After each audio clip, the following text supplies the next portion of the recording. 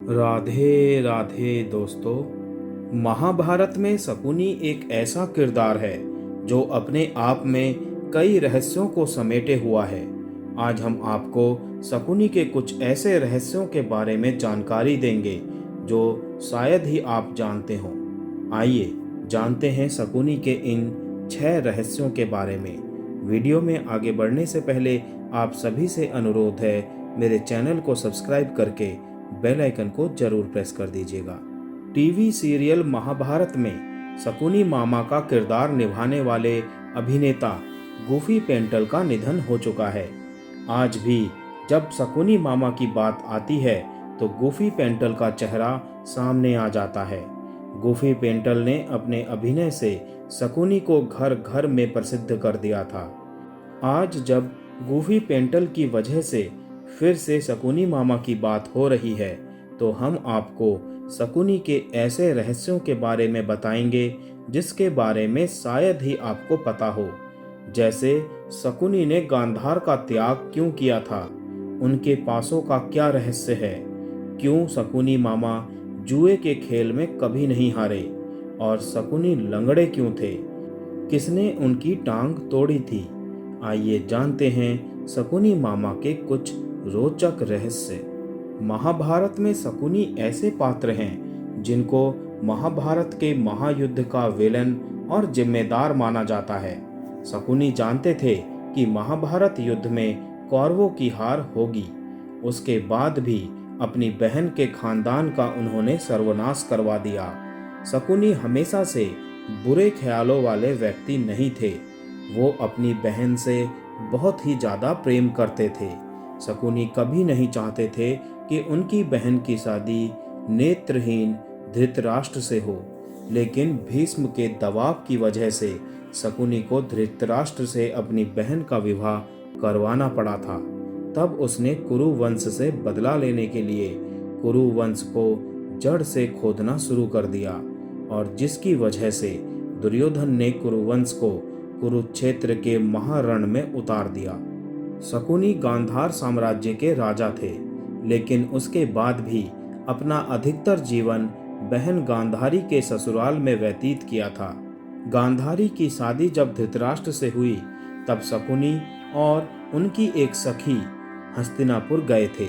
साथ ही राजनीतिक उद्देश्य की वजह से भी शकुनी को हस्तिनापुर में रखा गया था। अपनी बहन और परिवार का बदला लेने के लिए शकुनी को गांधार राज्य त्यागना पड़ा और अपनी बहन और भांजों के साथ वो हस्तिनापुर में रहने लगे।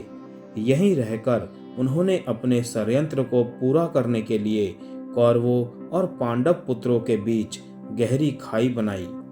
गांधारी धृतराष्ट्र से शादी करने से पहले एक बकरे की विधवा थी। किसी प्रकोप से मुक्ति के लिए ज्योतिषियों ने गांधारी का विवाह एक बकरे से करवाया था, और फिर उस बकरे की बलि दे दी गई, और उसके बाद धृतराष्ट्र से गांधारी का विवाह हुआ। यह जानकारी जब धृतराष्ट्र को मिली तब उन्होंने गांधार राज्य पर हमला कर दिया और गांधारी के पिता राजा सुबाल और माता सुधर्मा शकुनी समेत उनके 100 पुत्रों को जेल में बंद कर दिया। जेल में सभी के साथ बुरा बर्ताव किया और रोज सिर्फ मुट्ठी भर अनाज सभी को खाने को दिया जाता था, जिसका एक एक दाना सभी के हिस्से में आता था।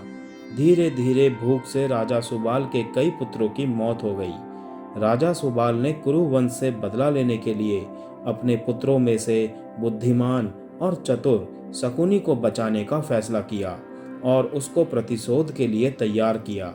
सभी लोग अपना अपना भोजन शकुनी को देने लगे और शकुनी ने अपनी आंखों के सामने अपने परिवार का अंत होते देखा। मृत्यु से पहले राजा सुबाल ने धृतराष्ट्र से शकुनी को छोड़ने की विनती की, जिसको धृतराष्ट्र ने मान लिया। राजमहल की चकाचौंध में शकुनी अपना प्रतिशोध ना भूल जाए, इसीलिए सभी ने मिलकर उसका एक पैर तोड़ दिया, जिससे वो अपने परिवार के अपमान की बात याद रखे। तभी से शकुनी लंगड़ाकर चलने लगा। इस तरह की कथा भी शकुनी के संदर्भ में प्रचलित है। शकुनी के पासे उनके पिता राजा सुबाल की हड्डी से बने थे। शकुनी को चौसर खेलने में महारत हासिल थी और कौरवों में भी इसका मोह उन्होंने जगा दिया था, जिसको देखते हुए मरने से पहले राजा सुबाल ने शकुनी को अपनी हड्डियों से पासे बनवाने के लिए कहा था। राजा सुबाल ने कहा कि ये पासे हमेशा तुम्हारी आज्ञा को मानेंगे और कोई तुमको हरा नहीं सकेगा। साथ ही इन्हीं पासों से धृतराष्ट्र के वंश का अंत हो जाएगा। राजा सुबाल के मरने के बाद उनकी कुछ हड्डियां शकुनी ने बचाकर रख ली थी और फिर उनसे उन्होंने पासे बनवाए थे। हड्डियों के बने पासों से चौसर खेलने की वजह से पांडव सब कुछ हार गए। द्रौपदी का चीरहरण हुआ और अंत में महाभारत का महायुद्ध हुआ। महाभारत के युद्ध में शकुनी पांडव पुत्र और कौरवों दोनों से नफरत करता था।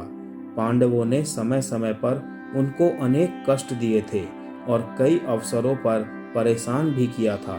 साथ ही शकुनी के पैर का भी पांडवों ने मजाक उड़ाया था। कुरुक्षेत्र के युद्ध में पांडु पुत्र नकुल ने शकुनी और उनके पुत्र उल्लूक को मार दिया था।